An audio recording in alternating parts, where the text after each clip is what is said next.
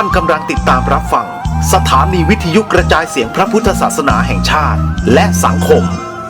คลื่นเพื่อการศึกษาพระพุทธศาสนาและวัฒนธรรมระบบ FM 104.5 เมกะเฮิรตซ์รายการต่อไปเป็นรายการมรดกธรรมกำเมืองดำเนินรายการโดยพระครูวิสิทธิ์ศรีลาภรณ์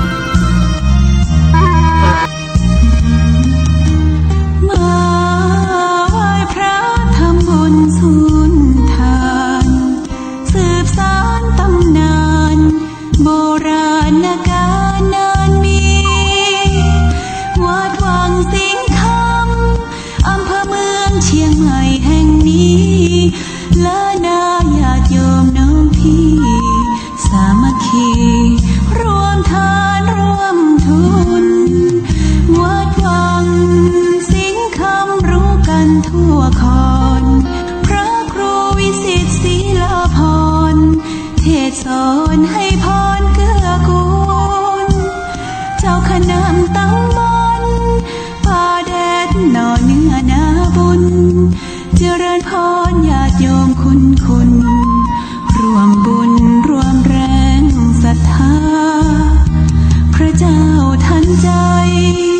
คู่วัดวังสิงห์คำบารมีเลิศล้ำญาติโยมเลื่อมใสบูชาครูบาเจ้าศรีวิชัยให้พรมวลมิตรสิทธาพระประจำวันเกิดเสริมดวงชะตาให้อาหารปลาหน้าวัดสุขใจเชิญรวมบุญสงน้ำพระธาตุน้อมใจอภิวาทขอบุญสุขใจสุขกายไหว้พระขอพรองค์พระเจ้าทันใจหลวงพ่อประเสริฐเจริญพรอวยชัยให้ท่านสุขใจทั่วกัน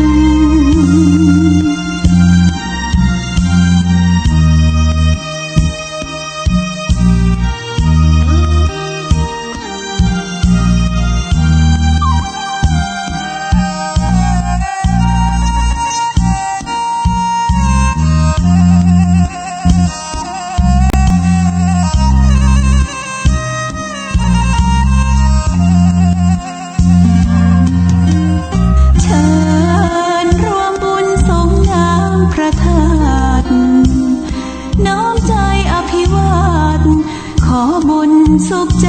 สุขกายไหว้พระขอพรองค์พระเจ้าทันใจหลวงพ่อประเสริฐเจริญพรอวยชัยให้ท่านสุขใจทั่วกัน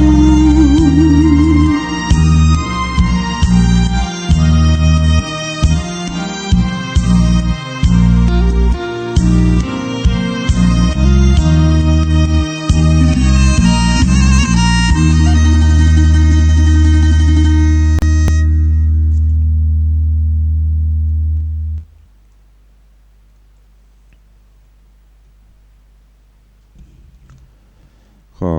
ยกมือ10 นิ้วกราบนอบน้อมอย่างพระติรัตนเกล้าเจ้าตั้ง3 ประการอันหมายมีพระพุทธเจ้าพระสัทธรรมเจ้าพระสังฆเจ้า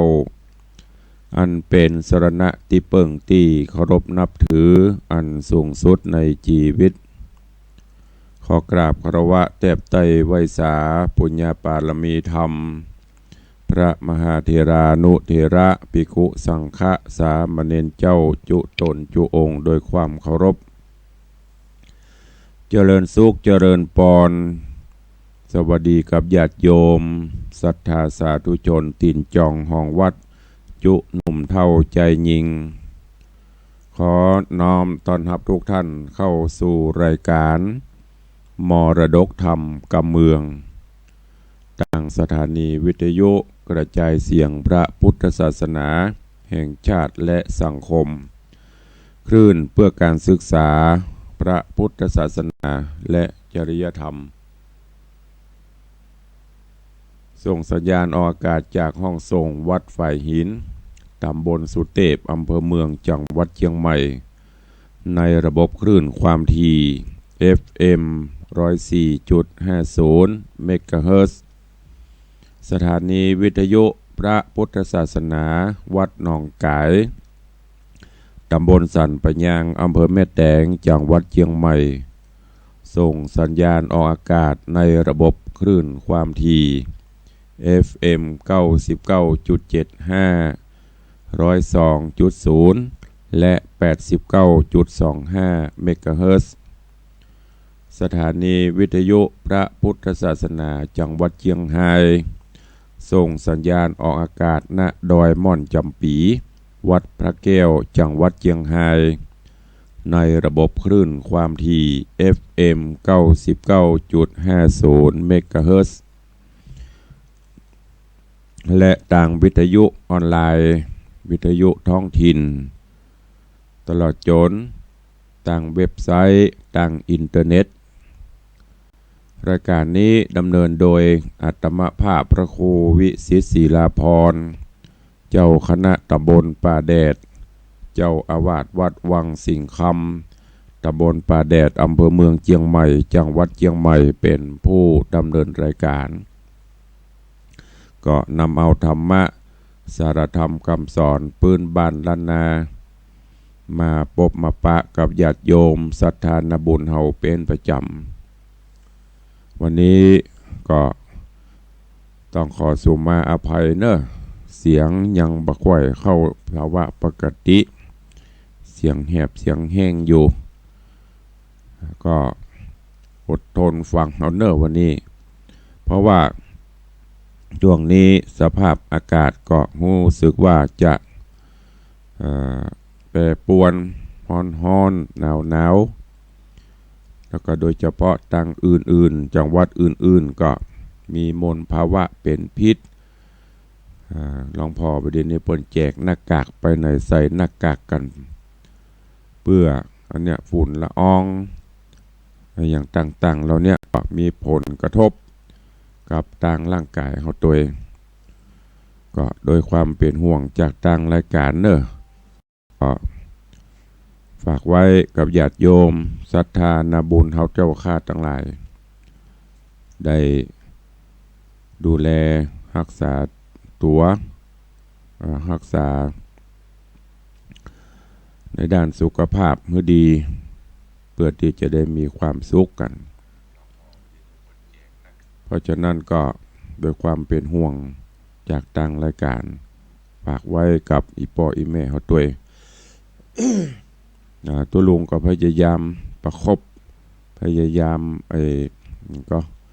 ดูแลแต่ก็ดีขึ้นมาพ่องแต่ว่าอีพ่ออีแม่ผู้เฒ่าผู้แก่เขาก็เวลาอยู่บ้านอยู่จองก็คืออยู่ตามในบ้านเอาแล้วก็ช่วงนี้การเผาขยะอย่างต่างๆก็ทางราชการเปิ้นก็เริ่มรณรงค์อันเนี้ยมันมีผลกระทบต่อทางสุขภาพมาด้วยเนอะวันนี้ก็จะได้นำเอาธรรมเทศนาในเรื่องของสุวรรณหอยสังก็เป็นธรรมที่เคยเทศน์ให้อีพ่อยแม่ฟังเนาะแล้วก็พอดีญาติโยมก็โทรเข้ามาให้ฟังซ้ำให้ฟังแหมก็เลยเอามาเทศน์จะลองศรัทธาให้ฟังประกอบกับทำเรื่องใหม่ๆช่วงนี้ก็ยังบ่ออกสู่ตลาดเตื้อเพิ่นยังบ่ได้พิมพ์พุ่นน่ะช่วงใกล้เข้าภาษาเพิ่นจะพิมพ์กันก็บอกว่าเจ้านี่ก็จะเทศน์ไปจะไหวหัวเนอะเสียงก็รู้สึกว่าอู้ไปก็แหบไปพี่พ่อยแม่ก็ห่วงตุลุงพักผ่อนพ่องกะก็พักเมินก็คึดเติงหาศรัทธาเป็นอย่างฟังกันได้กับฟังกันไป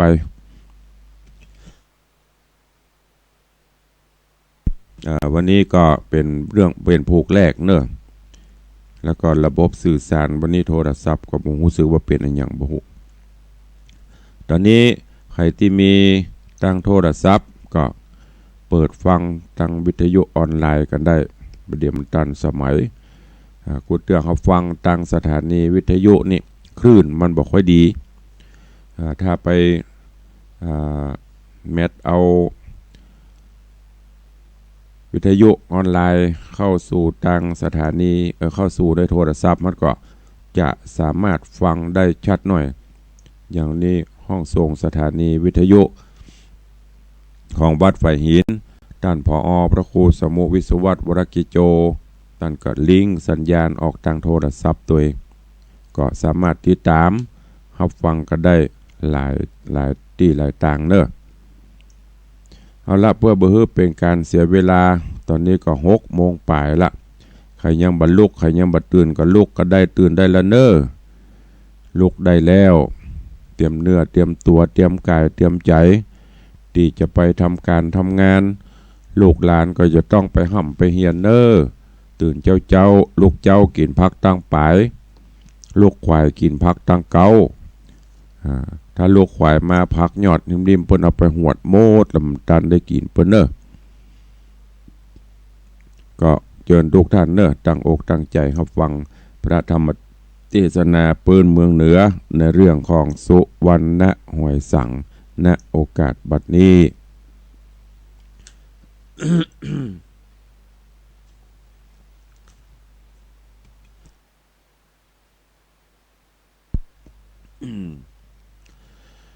นะโมตัสสะภะคะวะโตอะระหะโตสัมมาสัมพุทธัสสะสัจจังติเลมะหะมะวะมะหังสุนติอิตังสัทธาเจตวะเนวิหะรันโตภิกขุนังกะทังอารัมภะอิมังจาตะกังกะเทสิสัทธาอันว่าสัพปัญโยพระพุทธเจ้าตนเป็นเงาไทยสัพปัญโยตนเป็นครูแก่โลกหือโปนโศกโศกานำสัตตามวลหมู่ไว้นาสู่นิพพาน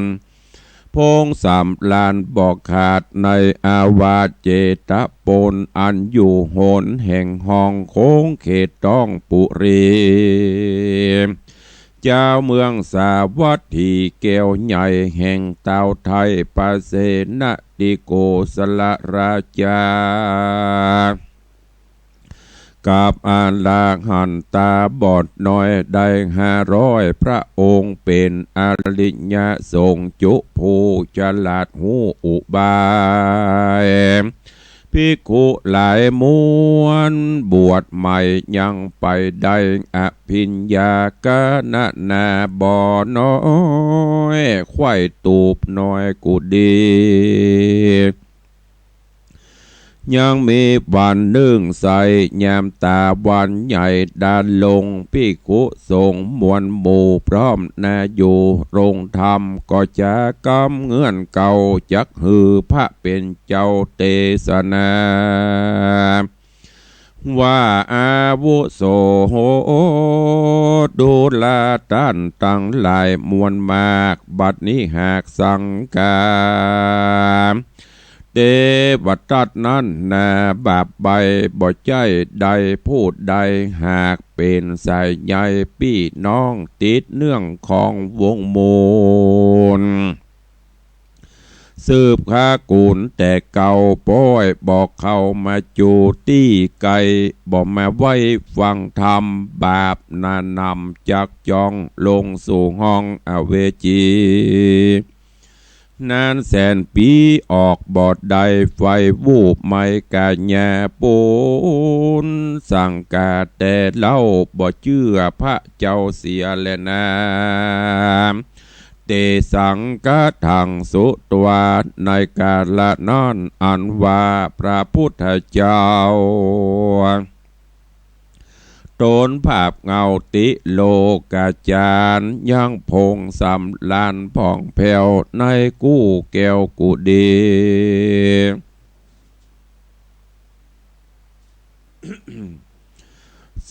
ตัญญาณมีวิเศษยินตุเขตจักรวาลผู้ใดจะทำกล่าวบอกว่าดาวแดนใดบอกว่าไกลและไกลย่อมหูใดสันดีองค์มุนียอดซอยได้ยินถอยคำจาอันสังขารมวลหมู่ใครกล่าวอูในโรงธรรมพระองค์คำเป็นเจ้ามีใจเต้าคุณแน่จริงลีลากาพรากเสด็จออกจากกุฏิโดยสาลีวิลาศมานั่งเหนืออาสนะแล้วปูชาถามที่ถอยโดยกำจื่นจ้อยบอนหูว่าภิกขเวทดูราภิกขุทั้งหลายตนทะลงศีลใส่ใจจานั่งพร้อมแน่ยังใหญ่ต้านตั้งหลายมวลหมู่มาจากล่าวอูสั่งจาหันเฮามาจวนใส่ลวดละไว้บ่เจียนจานั่นจา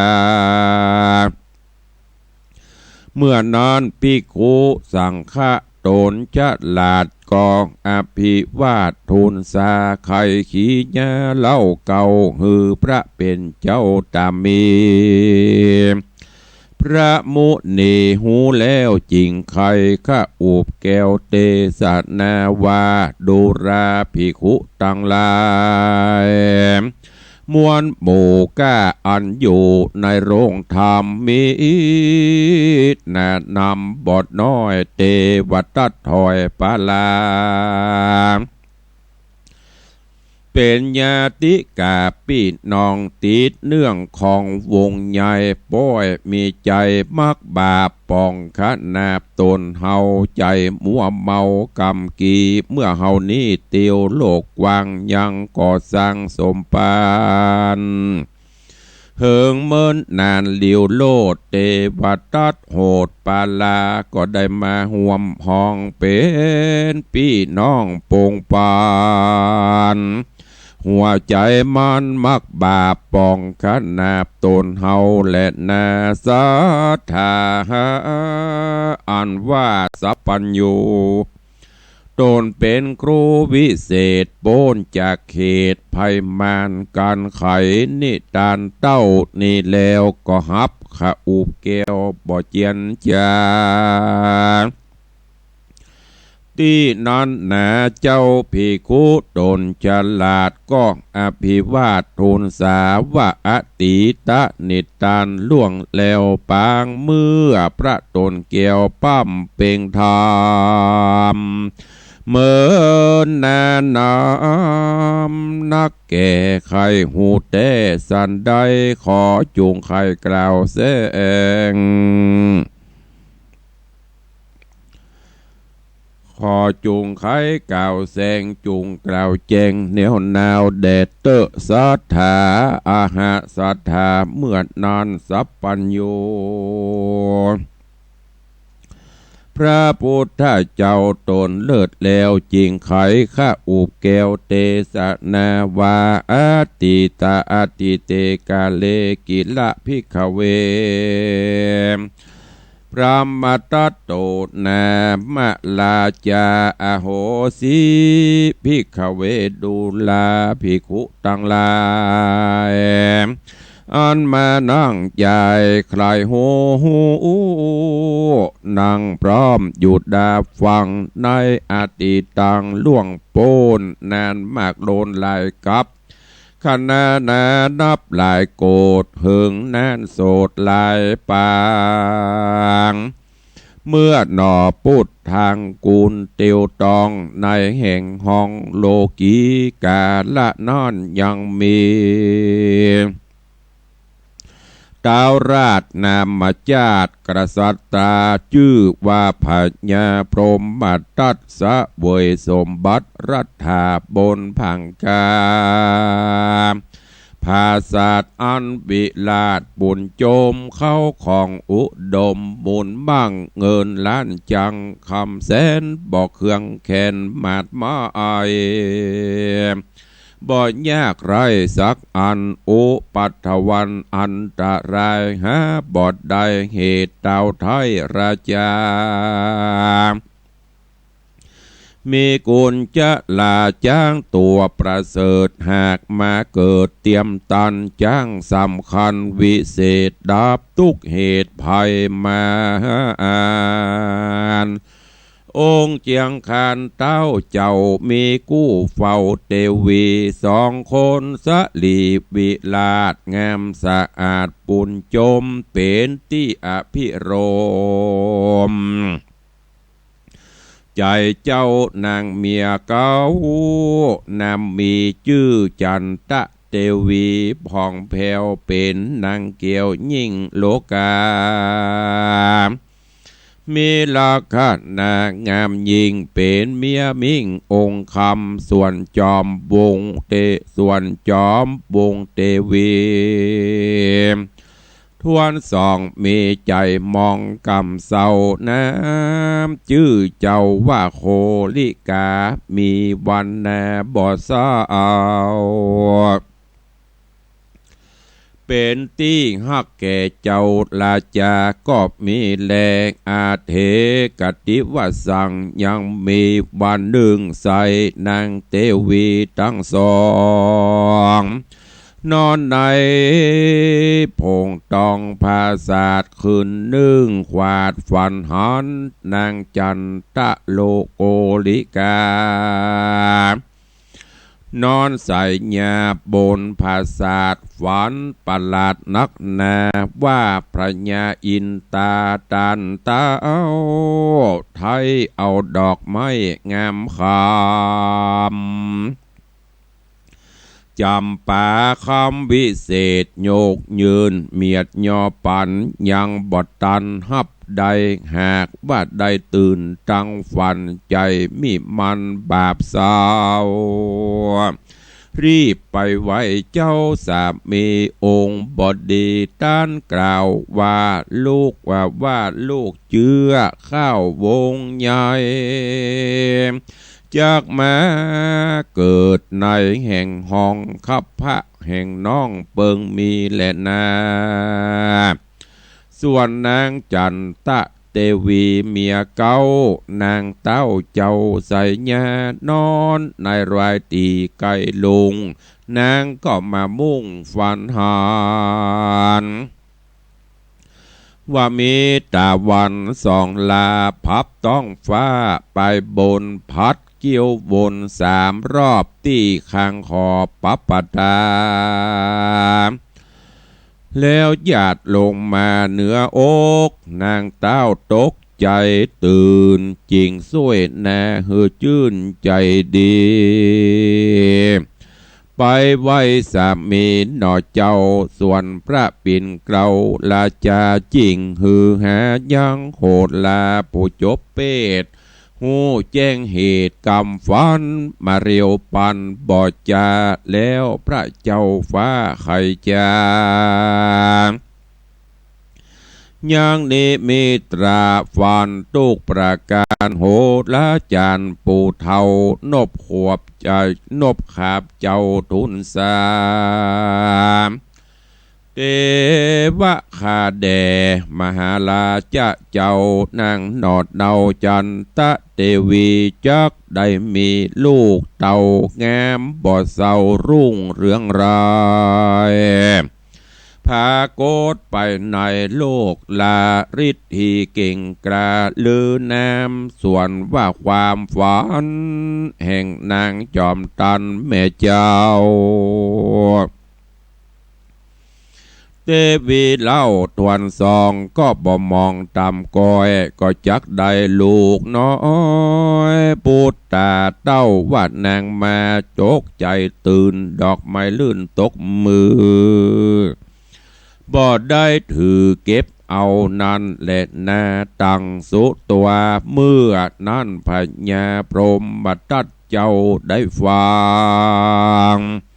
กำปูเท่าโหราก็โทมานาจื่นยาวฮักยังเต้าเทวีทั้งสอ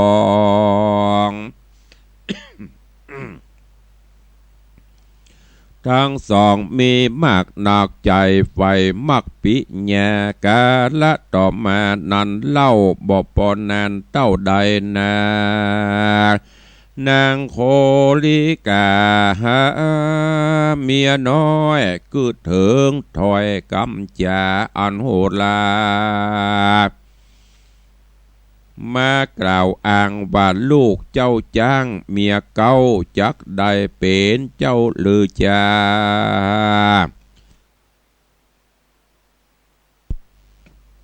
พาปานลาโลกใต้นาง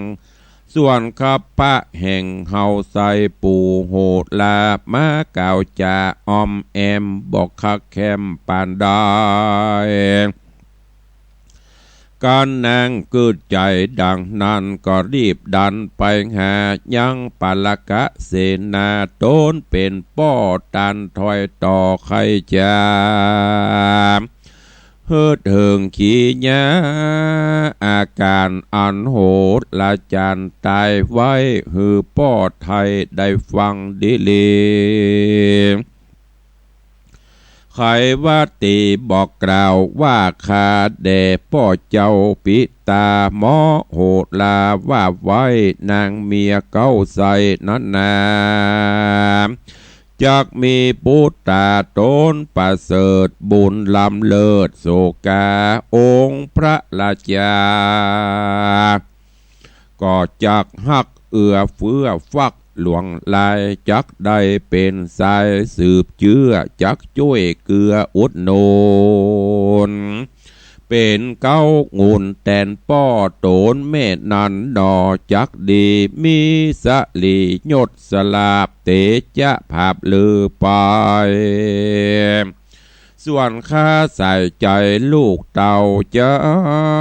กมนเศร้ามองขีก็จักเปิงมีและป้อเฮยตีนั้นหนาเลยก็จักน้อยหนาโตกต่ำจ้ามองสีสันใดดีขอจูจ้วยขอป้อเจ้าจ้วยแด่เตอะเมื่อนั่นปลกะเสนาได้ฟังกรรมจ้าบอกเล่าแห่งลูกเต่าที่ตาจริงกล่าวจะเร็วไวว่าการแก้ไขเอาไว้หันการเยี่ยงนั้นบ่เป็นสั่งจักฮือปังแตกมังเต้าอยู่ข้างปิตาเฮอลูกราดากไว้ดัดลาในกาละวันหนึ่งนั้นนาปาลกะเสนาผู้บาปกึดขนาบขับจำยังองค์คำแม่เจ้ามันจริงเข้าไปหายังพญาพรหมตัตราชายอหาธาน้อมว่าว่าเทวะขาแด่มหาราชบรมนาถภูมินทร์โตนขาได้ยินกำเล่าแห่งหมู่เผ่ายิงใจคนตั้งหลายเล่าอูจาต้านผู้เสียงการเป็นสำคัญยิ่งโยชน์ขอภายโพธคุณนาบัดนี้ราชเทวีผู้แปรเป็นผู้มีใจกดเลวเกิดสอดเสียวต่างพิษบ่ได้คิดถึงยังเจ้าองค์ปิ่นเกล้าเมืองโมนตนมีกุลยิ่งโยดใจดำโสดนำแหนไปสะเสวนากับคนต่ำจ้าฝูงเบาคาปริวานจนถึงการได้เสียเป็นผัวเมียข้าใจโดนข้าไทยองค์คำบ่เชื่อกรรมคนเราหากเต้าว่าพกกอยตามแนวหอยกรรมเก่าสืบเจนเบาโบราณมาโน้มนานกล่าวไว้สิปากว่าบ่เต้าตาหันก็สำคัญพ้องแต่ผู้ฆ่าลีแหล่หลักตะกอยก็หันหอยดังกำเหล่า ใกล้ค่ำเจ้าวงอันนางไป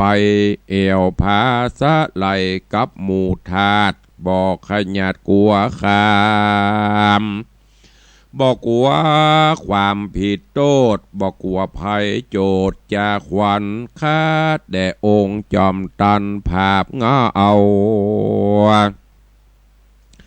ดังข้าเจ้าล่ำเปิงดูบอกกวนมุตูแล้วขับไล่บอกฮือเป็นเจ้าใหญ่นายคนเพราะกรรมเพราะกาต่ำต้นต่ำต่อยคบไพร่น้อยเป็นผัวปอบอกกลัวองค์เจ้าพระปิ่นเกล้าลาจาสักน้อยแลนา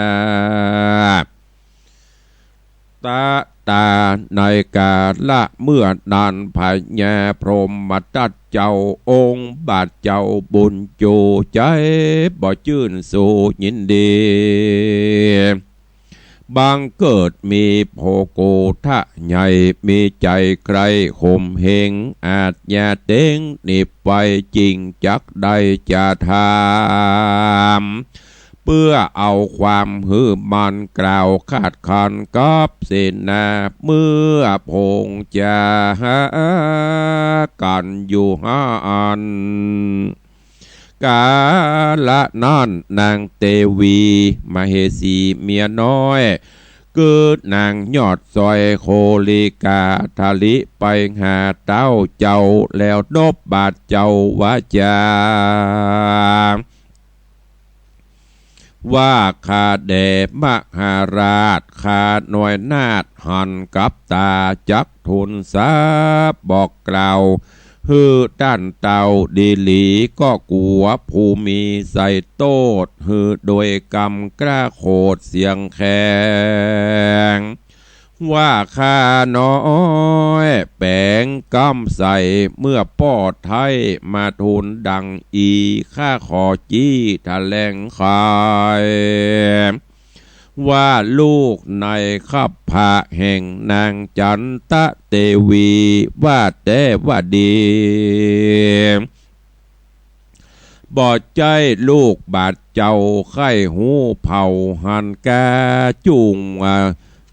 มาพอไปตั้งนากันบ่เหมือนกำคาหือตัดคอและนามือนั้นพญาพรหมตัดลาจาการว่าได้ยินกรรมอันคนใจดำมาอูปอกเกิดหูยังโคยังกุลการเป็นบุญเป็นโตดจริงคิวโคดโกธาจริงปงอาจแย่ขับไล่ยังหนอไทยเตวีฮือได้นี้เจียนจากฮือปัดพรากห่อใจโดยเร็วไวบอดจาฮือรีบเสือผ้าอลังการแห่งนางนงครานแม่เจ้าตั้งปีนปักเกลาเกสีสองแวนหวีทุกสิ่งเพชรนินติงมณีอย่าฮือมีสักหน่อยตั้งใส่ซอยสายคอสังวานนอเกือกวานเอาทุกทานทุกอันฮือตัวมันไปตัวเป่าฮือได้เต้าพาติดเนื้อกับเสื้อติดตัวคนใจมัวมืดเศร้าเจื้อแม้เท่ากระดามบ่คบยำกูไทยเมื่อนั้นใส่หมูเสนาหับเอาอาจญาใส่กระเอาไปบอกเจ้าแม่เทวีตามดังองค์บุญมีท่านสั่งหือนางยังหูกรรมและนาตาในกาละยามนอนนางปิ่นจันจันตะเทวีทะโลงโสกีเฮมาดไม่ลองล่ำให้ไปมา นายพังกาภาศาสตร์ดังใจจักขาดเป็นพงเหมือนดังผีเข้าเล่าตือเนี่ยดังเรือก็แล้วอินโดลูกแก้วใส่ใจอันอยู่ในต้องเจ้านางนอดเนาตัดใจหนีลงไปจากภาษาตามดังอัจญาเตงอันมานิบเหนงขับไล่ร้องร่ำให้ออกเวียงลงไปบ่มีอันใดสักสิ่งปุ่นอินโดยิ่งแนะนำโอ้ยนอองค์คำแม่จะเอาเกยอยู่สุขเราบันใจเกยนอนในภาษาทผ้าปูลาดดิลิพื้นดีสมบัติมีบอกกันอยู่ที่หันห่อใจฝูงนางในแวดล้อมเห็นเหออมคิงนางบอดละวางปล่อยใบเขาของใจลวงลายข้ายิงใจหมู่คนใจอยู่ที่ไกลสืบแตนมืออาหารหรือหลายหลากมีรสมากหลายสันหอมหวานมันดังอ้อยนางดอดน้อยเกยกินบัดนี้ยินลำบากได้ครับจากเวียงวางอุปมาดังงูเห่าถูกตีละถูกตีเล่าสันหลังอาภาละนังเครื่องยองบอดติดของในตนและนาโอ้โอ้โอ้โอ้โอ้กำกูมาควายนางร้องลำให้ออกเวียงไปเข้าสู่ดงไพรป่าไม้เดินสะไสหิวหอดหิวตางปูนอินดูนางแม่เจ้าเตียวไต่เต้าแดนไกลเอาตัวไปเข้าสู่วจักอยู่บ้านนอกปัจจันตะขอกแดนเมืองตุกขี่เครื่องใจเจ้ายามนั้นเล่าเตียวไปกลางดงไพรป่าไม้ได้ปะใส่ปูเนี่ยเจ้าเอา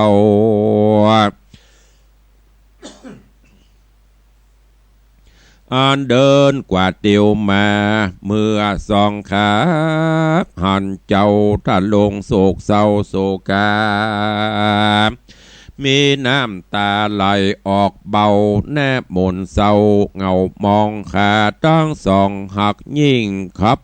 จับขั้วกิ่งหัวใจจิงภาษาไหลถามว่านางนอดลาจักไปไหนมีตุกใจสั่งจาขอบอกปู่ญาติเลวไว้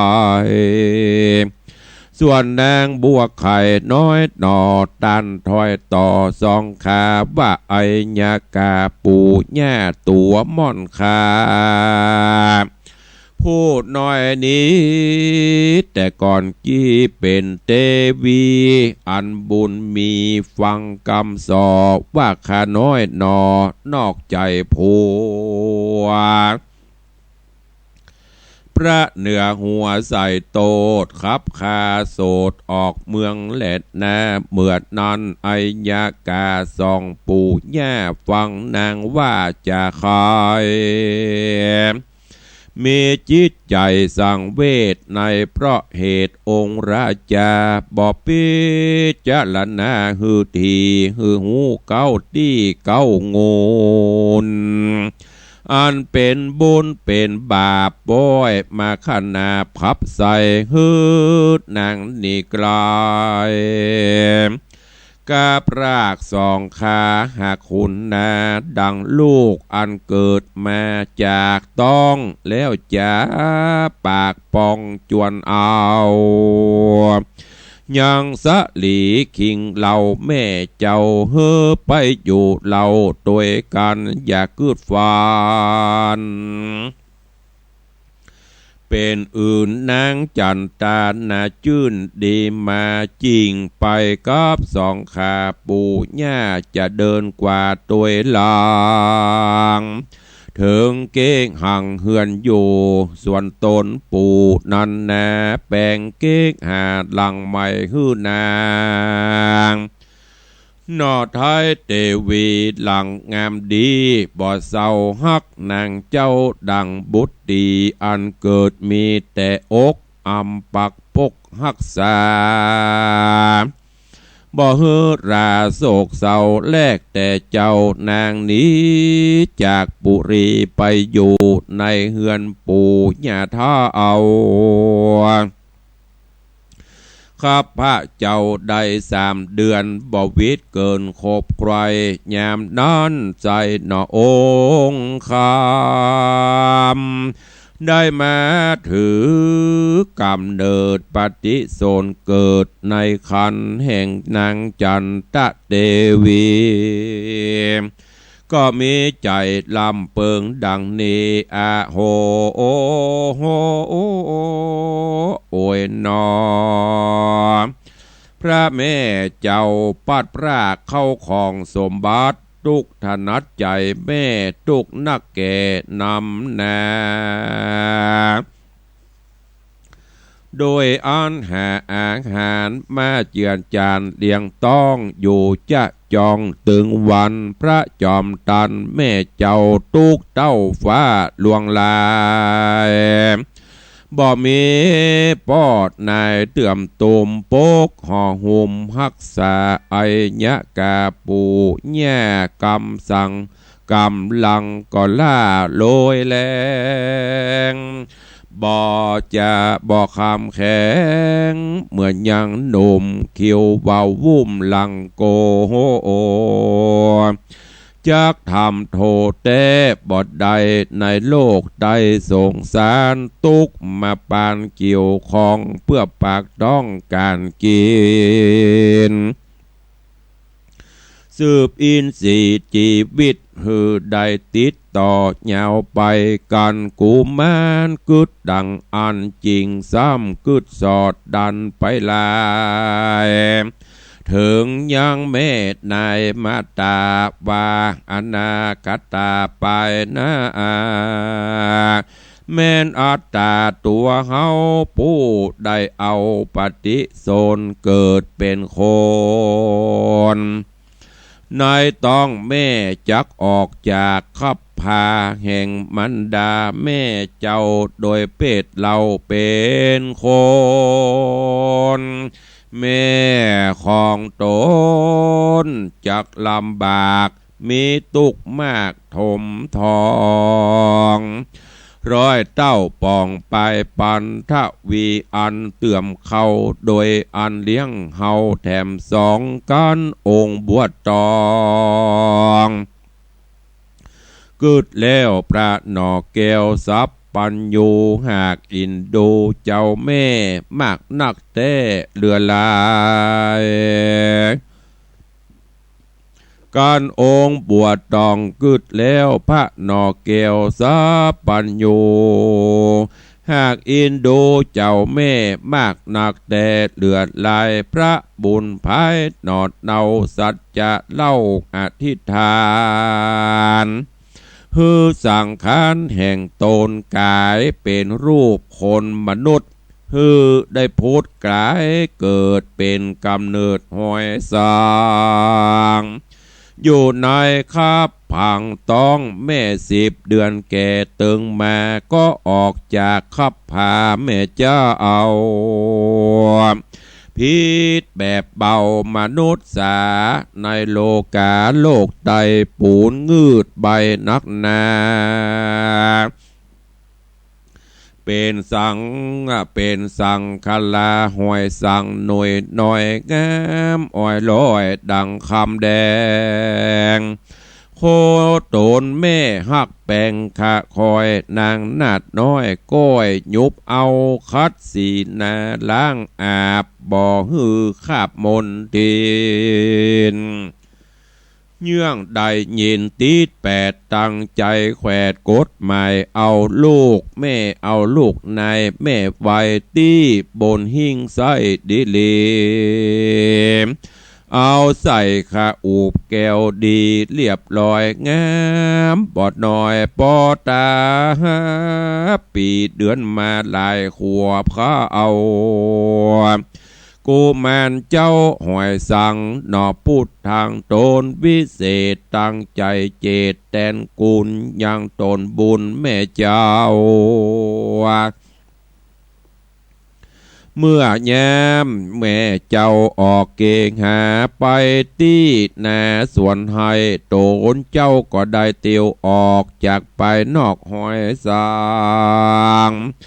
ปาดกวาดยังกาวาดหือสะอาดหมดใส่เก็บหม้อไห้และเปียดแป่งจัดเมียดไว้เป็นลายหม้อน้ำใหญ่ตักใส่เต็มแต่ใจสามานตั้งอาหารแต่งท่าอาเมื่อนางลามาตาโตนแม่ปิกมาก็โล่นเขาอยู่ในเล้าหน่วยหอยโตนแม่เจ้าก้อยเฮือนบานงามสะวานหมดสายน้ำเต็มหายเต็มยงจริงมาเกิดคงในใจว่าเป็นผู้ใดแต่งไว้แล้วเข้าไป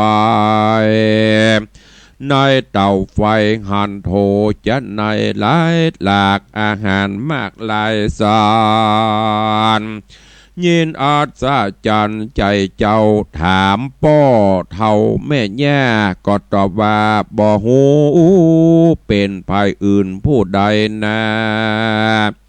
ตกตำดาแต่งห่างบ่หลังวาดเทวดาหาคุณนาลูกเต่าพระแม่เจ้าคำใจล่ำเปิงไปทวนทีก็บ่หูที่หันนายหรือว่าองค์ไทยไปบนเมตตาตนผู้ยากดังกำปากพ่อแม่หากเก่าเต้ไข่จาและนานิติตังขีญาสังวันนาวิเศษจากห้องเหตุธรรมเทศกรรมสอนสุวรรณหอยสังตอนที่หนึ่งก็บังโกมสมเรศสะเดช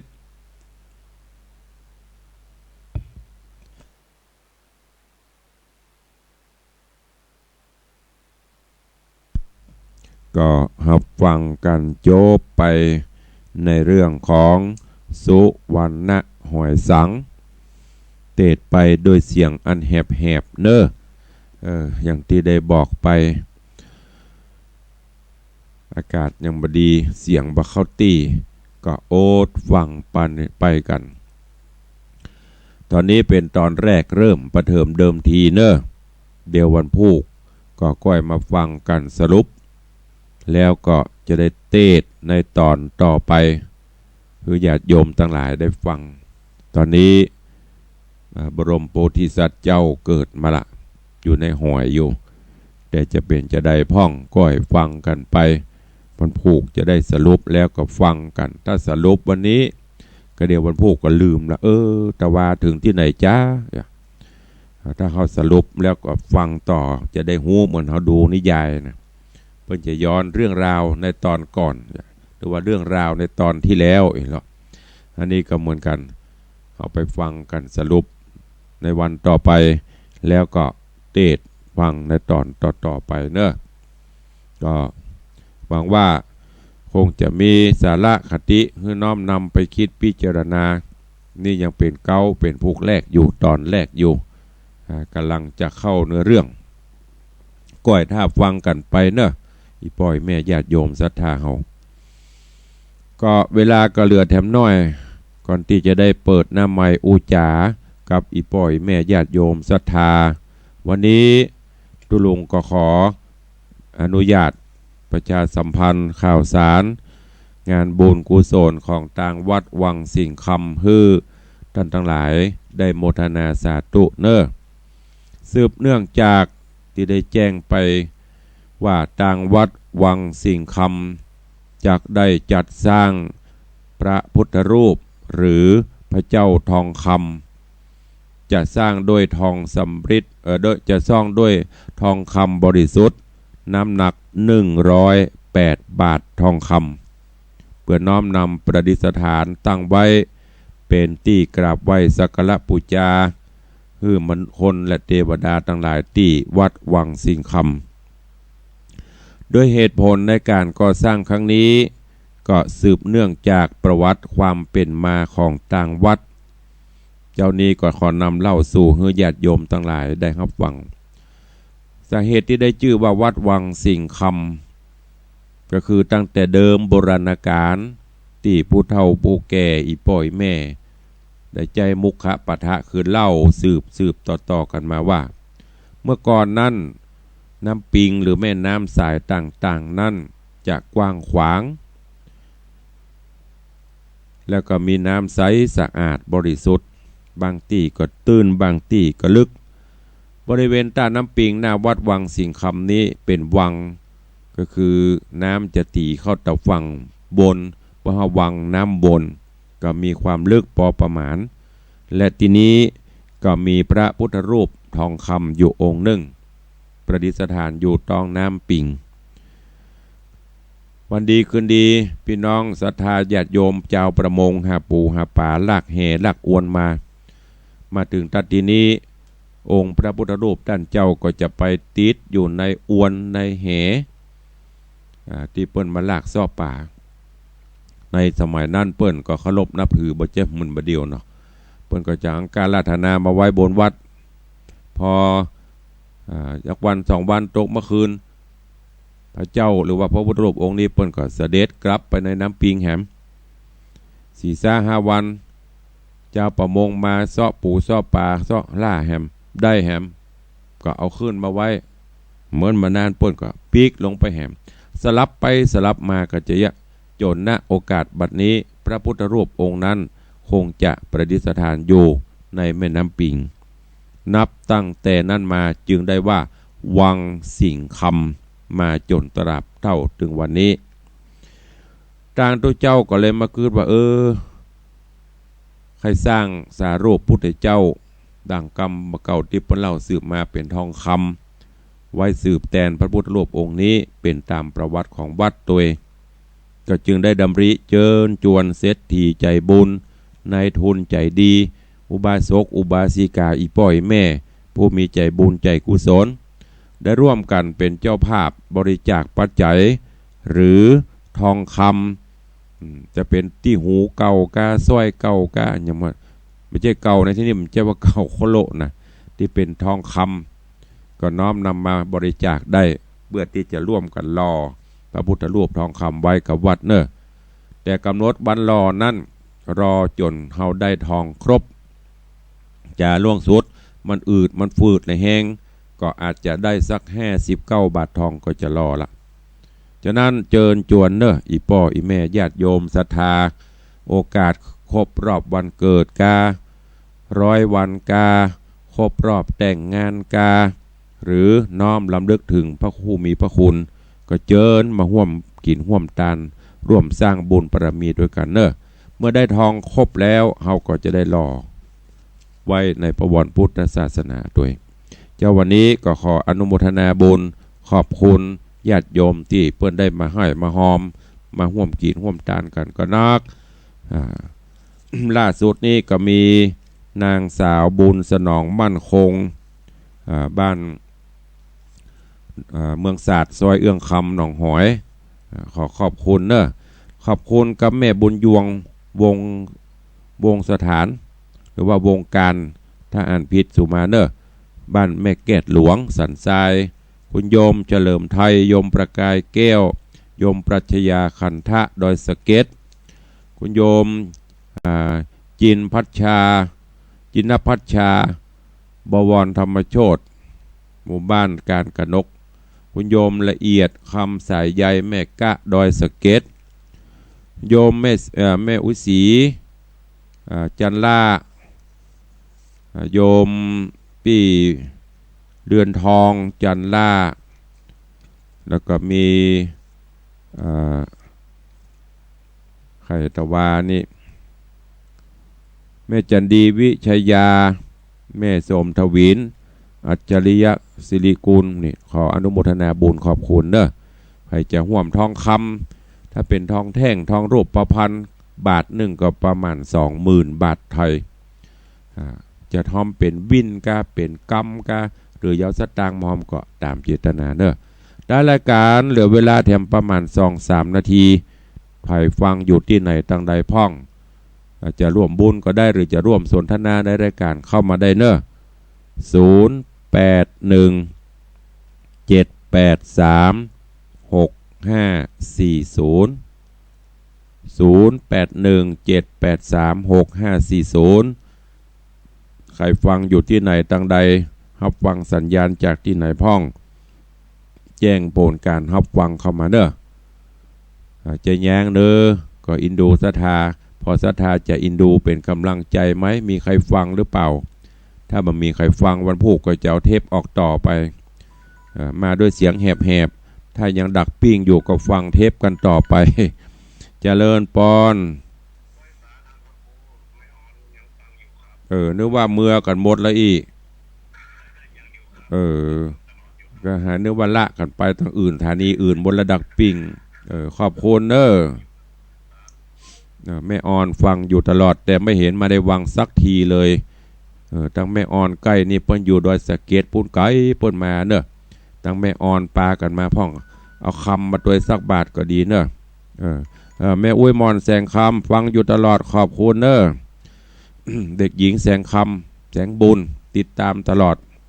พอเบอร์โทรศัพท์648จำได้เลยของแม่อุ้ยมอนนั่นนะตึงมีไปขอบคุณหลายๆจันดีวิสุทธินันท์ว่าจะได้เจริญปอนฮัลโหล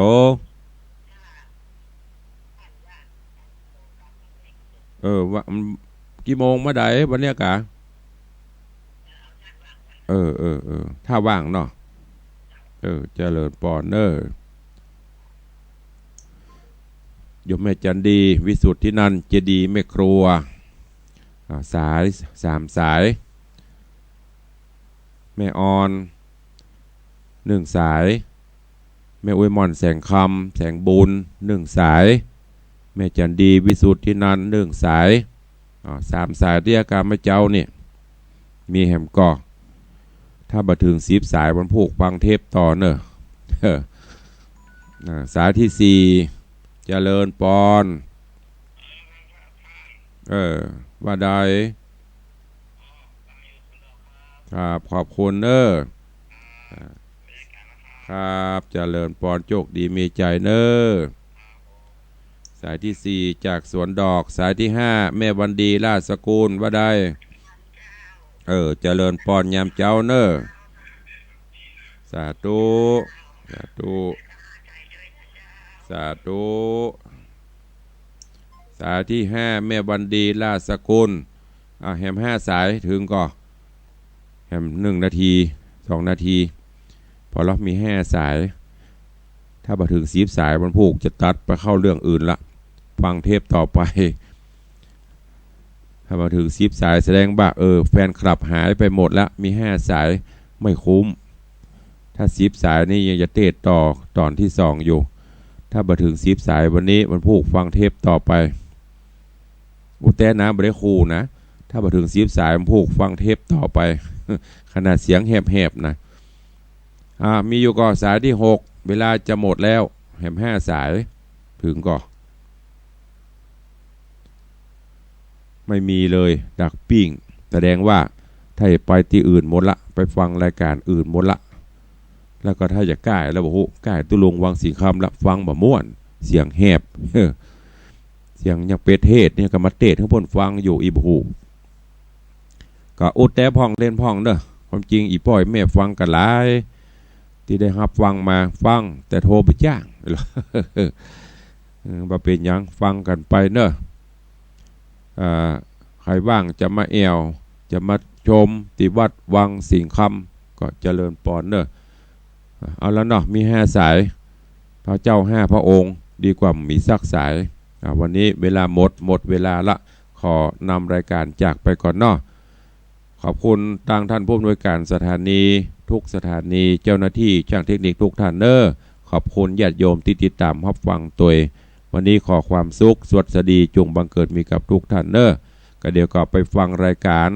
ธรรมะเพื่อประชาชนโดยน้องชายกลางโอ้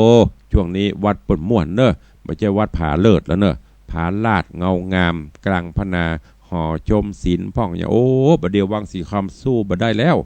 ปดตกก็เดียวก็อาทิตย์บดีมาก็เดียวก็เสียถีขึ้นไป